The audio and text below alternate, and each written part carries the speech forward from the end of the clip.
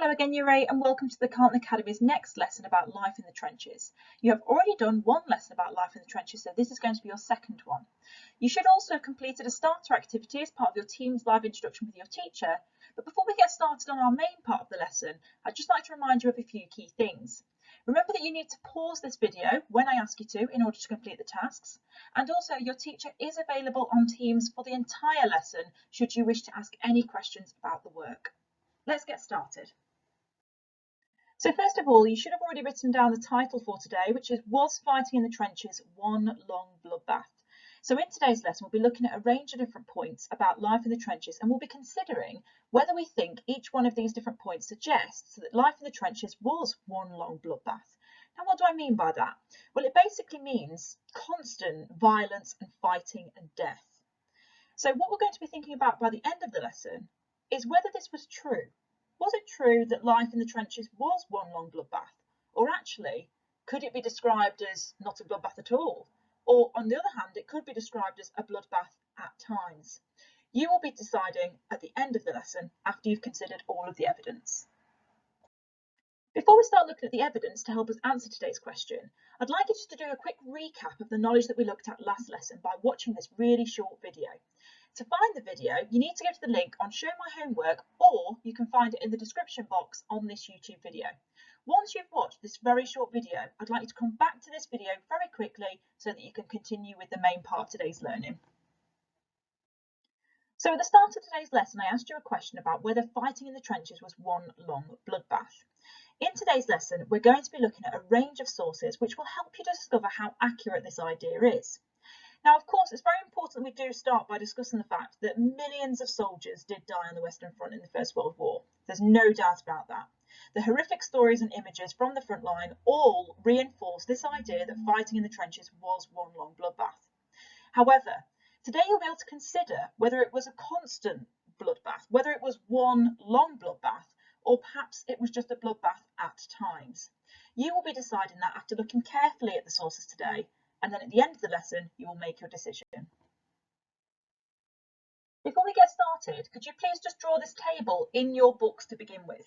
Now, similarly to last time, you will want to do one line down and one line across. Again, much neater than mine, because I hope you guys have got a ruler. And then basically you need to do the two headings. So on one side, you need to write down evidence to support that it was one long bloodbath. And on the other side, you need to write down evidence to support it was not one long bloodbath. And basically, when you look at each of the different sources over the next few slides, you will then write down each one in the correct column.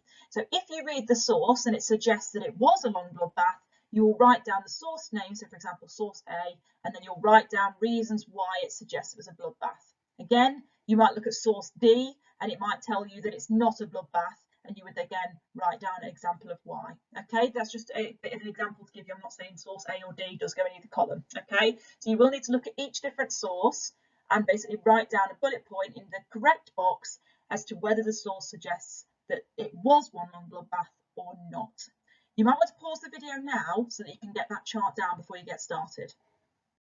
Okay guys, this is the first source, which is source A, and I'm going to do this first one with you to show you the kind of things that we're looking for. The rest of the sources you will look at on your own and place them into the correct column on your chart. So let's get started with looking at source A. So it's basically from BBC I Wonder, which is presented by Dan Snow, the historian, and this picture is showing us a typical day for a soldier on the front line in April. Big attacks were rare, so most days were filled with uneventful routine. Now, what we can see here is a day of a soldier. So, for example, at the beginning of the day, from midnight until 4 in the morning, you've got wake up and stand to. 4 in the morning until 6 in the morning, you've got morning, hate and breakfast. 6 in the morning until 9 in the morning, you've got weapon cleaning and inspection. 9 in the morning, all the way until 7:30 in the evening, you've got daily chores. 7:30 till 9 o'clock, you've got stand to. And then between 9 and 12 at midnight, you've got night parties that are basically kind of looking out in the evening while some will be able to sleep. So essentially, guys, this is the average day of a soldier in April during the war. So what that kind of tells us, and I hope you guys have picked up on this too, I'm just going to pick out a few key things. Big attacks were rare. Most days were filled with uneventful routine. For example, weapon cleaning and inspection of the weapon. We've also got things like daily chores. You know, there's a lot of sitting around and watching things. So ultimately, does this suggest that life in the trenches or fighting in the trenches was one long bloodbath or not? Have a quick think for yourself.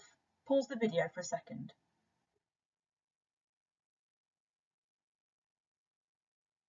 Okay, guys, so I would argue, and I hope you guys are thinking the same, that this would suggest that fighting in the trenches was not one long bloodbath at all, okay? Because there's a lot of sitting around here doing daily chores and weapon cleaning.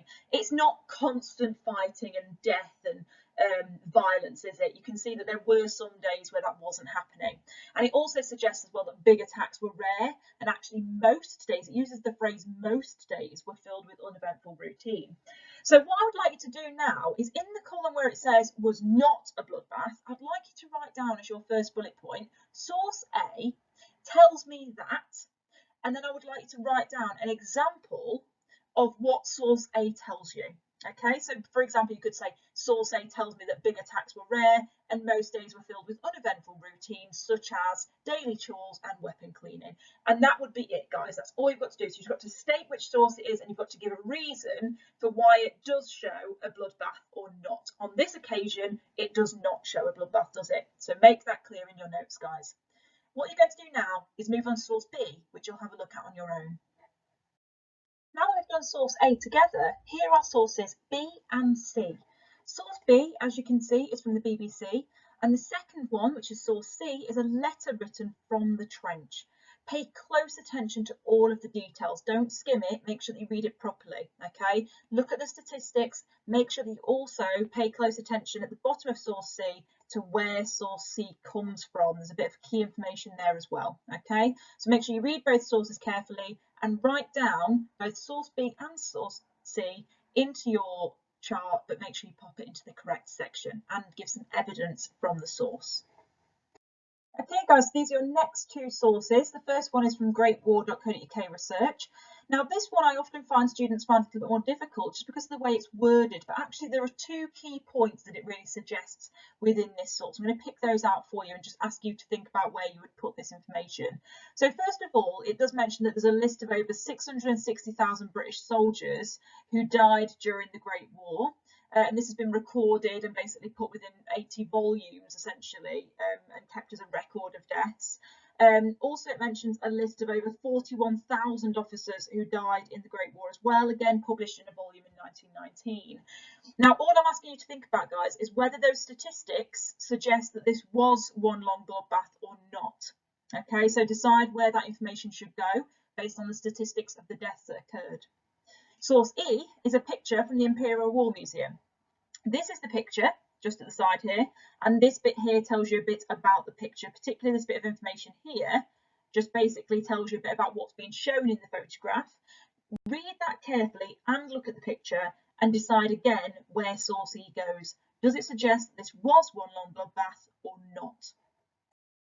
Okay, the next two sources are pictures, but there is a description that comes with each one as well that you should also consider. So source F is basically this picture here, and the description of that picture is just underneath as well. Source G, also from the Imperial War Museum, again, the picture is this one here, and you've got to use the information and description of it just here at the side. Okay, so they're your next two sources, guys. Again, look carefully at the pictures and the descriptions and decide which side they go on. Do they suggest that it was one long bloodbath or not?